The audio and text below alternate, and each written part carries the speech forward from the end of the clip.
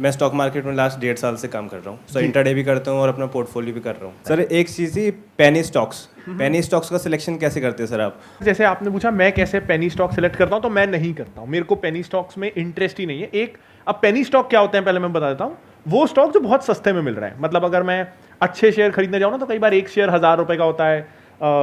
MRF का एक share 75-80 हज़ार का है। अब ये ना एक बहुत बड़ा मेंटल ब्लॉक है कि एक ही शेयर मिला और 75,000 का तो ये ऑलरेडी है और कितना बढ़ जाएगा। हमको लगता है कि 75,000 की चीज 5 लाख थोड़ी हो जाएगी। 1 रुपए का शेयर 5 लाख हो सकता है। तो मेरे पास 1 लाख रुपए है ना, तो मैं 1 रुपए वाले 1 लाख शेयर्स ले लेता हूं। मेरे पास 1 लाख यूनिट आ गए। क्वांटिटी, हमको क्वांटिटी अच्छी दिखती है कि 1 लाख, और ये लगता है कि ये बढ़ सकता है। 1 का 2 भी हो गया ना तो पैसा डबल। और ऐसा लगता है कि 1 का 2 आसानी से हो सकता है, 75,000 वाला 1.5 लाख आसानी से नहीं हो सकता। ये एक माइंडसेट रहता है।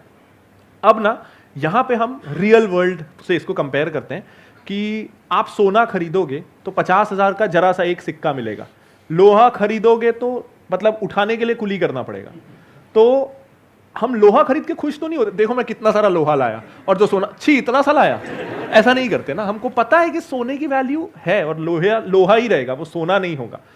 सबसे पहला सवाल यह है कि कोई चीज अगर 1 रुपए की है तो क्यों है? उसके पीछे बहुत सारे रीजंस होंगे, वरना वो 1 रुपए में क्यों है। अच्छा, मैं थोड़ा सा यहाँ पे ऐड कर सकता हूँ पेनी स्टॉक से रिलेटेड। हजारों में से कोई एक कंपनी होती है जो 1 रुपए से बढ़कर के 100 रुपए हो गई या 1000 रुपए हो गई, और हमारा दिमाग यही चलता है कि मेरा भी हो सकता है। सेम जैसे लॉटरी के केस में होता है, सेम जैसे गैम्बलिंग में होता है कि वो गैम्बलिंग में अमीर हो गया। मेरी एक बात ध्यान से सुनना, और अगर हो सके तो इसको याद रखना। ये थोड़ी सी अलग है उससे जिस तरह से हम लोगों का माइंड ऑपरेट करता है। मेरा गैम्बलिंग का सीधा सा उसूल है, मतलब इसका मतलब ये नहीं कि मैं गैम्बलर हूं, लेकिन अगर मैं कभी खेलता हूं कैसीनो में जा करके, तो मेरा सीधा सा उसूल है कि मैं जीत करके नहीं उठूंगा। क्योंकि गैम्बलिंग में वो हारता है लॉन्ग टर्म में जो शॉर्ट टर्म में जीतता है। गोवा में एक कैसीनो में हम गए और वहां पर 1000-2000 रुपए से शुरू किया, 75,000 रुपए आ गए। उसके बाद मेरे पास में 2 ऑप्शन थे। सारे जो प्रोफेशनल गैम्बलर्स होते हैं ना वहां पे, जुआरी, वो आ गए मेरे पास में, यहाँ पे कान के पास, इतना पास आ जाते, गंदा लगता है कई बार। पीछे से आप कभी गए हो कैसीनो में? आपने देखा होगा क्या माहौल होता है, बदबू आ रही है दारू की, इसकी उसकी, और आ करके उठ जाओ निकल जाओ, बहुत है 75,000 रुपए कम नहीं होते हैं, आपका खर्चा निकल जाएगा होटल का, निकल जाओ। उधर से कोई आ रहा है, कोई कुछ राय दे रहा है, कोई कुछ राय दे रहा है। मैंने कहा भाई मेरा उसूल है, मैं गैम्बलिंग का पैसा 1 रुपए भी रख ही नहीं सकता हूं। क्योंकि गैम्बलिंग क्या है? गेम है। जैसे कोई गेम खेलने जाते हो, जैसे किसी अम्यूजमेंट पार्क में गए, तो वहां जाकर के ये पूछते हो कि भैया मेरे को कितने पैसे मिलेंगे, पैसे देते हो ना। तो ऐसे ही गैम्बलिंग को देखो। ये बातें मुश्किल से समझ आएंगी, बट अगर आ गई तो लाइफ में बहुत आगे जाओगे। गैम्बलिंग में वो नहीं हारता है जो हारता है, वो हारता है जो शॉर्ट टर्म में जीतता है, क्योंकि फिर वो कुछ बहुत बड़ा हारता है लॉन्ग टर्म में। ये जो 100 गुना है, 200 गुना है, 500 गुना है, इस सारे फंडों से बाहर आ जाओ। इस चक्कर में जो है वो भी जाएगा हाथ से। रियलिस्टिक हो जाओ। रियलिस्टिक क्या है? वॉरेन बफेट ने 20% की रिटर्न जनरेट करी year on year since last 70 years, and he is the best. And he is the best. और 20% बहुत होती है जब वो मल्टीप्लाई होता है ना। तो मेरी जो एक्सपेक्टेशन है वो है कि जो इन्फ्लेशन है उससे मुझे 5% ऊपर चाहिए। तो मानो आज अगर 7% है, 12% की रिटर्न आ जाती है, मैं बहुत खुश हूं। तो दिमाग ये लगाओ कि 12% कैसे आए, 15 कैसे आए। इन चक्करों में मत पड़ो कि मैं इसको इतना मल्टीप्लाई कर दूंगा।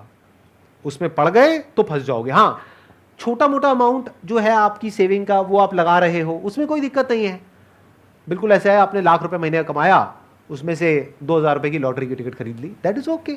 लग गई तो लग गई, नहीं लगी तो नहीं लगी। इस माइंडसेट से कर रहे हो तो ठीक है। बट अगर अपने आप को यह समझ करके कर रहे हो कि किसी और ने नहीं देखा इस स्टॉक को, मैंने डिस्कवर किया है और अब मैंने इस पे पैसा लगाया, अब देखो क्या होगा, आज ये 1 रुपए का है, कल 100 रुपए का होगा। अरे भाई 1 रुपए का 10 पैसे का भी हो सकता है। और स्टॉक मार्केट में सबसे जो मुश्किल काम है ना, बताना मैं ठीक कह रहा हूं या गलत कह रहा हूं, वो ये नहीं है कुछ करना, वो है कुछ ना करना। ये जो खुरक होती है ना हमारे अंदर, खुरक वर्ड पता है, बहुत ही प्यारा वर्ड है। एक तरह की खुजली होती है यहां पर, तो अंदर खुजली होती है। स्टॉक नीचे जा रहा है, ऊपर जा रहा है, ये हो रहा है, वो हो रहा है। तो इसको इग्नोर करके टिके रहना अपनी लॉन्ग टर्म विजन के ऊपर, लॉन्ग टर्म स्ट्रैटेजी के ऊपर, ये सबसे मुश्किल काम है। यानी स्टॉक मार्केट में अगर आप कुछ नहीं करते हो ना, जो मैंने आपको बोला है, बस उतना करते हो, यानी इंडेक्स फंड में हर महीने 10,000 रुपए लगाया और शांति से बैठ गए, 20 साल बाद आपके अकाउंट में 1 करोड़ रुपए होगा। गारंटी नहीं है मेरी, लेकिन पॉसिबिलिटी बहुत ज्यादा है।